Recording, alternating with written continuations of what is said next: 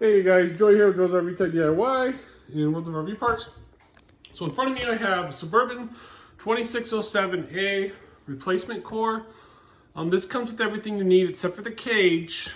The propane line location is towards the front on the left side of it. If you're standing outside your RV and you had an access port, it looks like a rectangle that you remove, then you have visibility of the furnace. Your gas line would be on the left side. So some furnaces, it'll be just the Suburban exhaust vent, and it can be challenging to get up front. So most of them are installed with an access cover when the gas line is right here.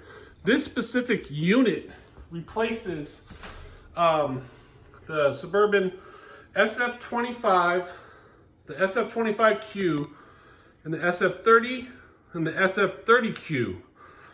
We sell this unit on our website. It does come with everything you need. It comes with the control board, the wire harness to wire it up. It has the limit switch in the rear. So typically it's just one little screw here in the back that's mounting these. It's holding them in place. And you unhook your propane line after shutting off your propane, unwire it, and then from there, you obviously would want to extract it from the box.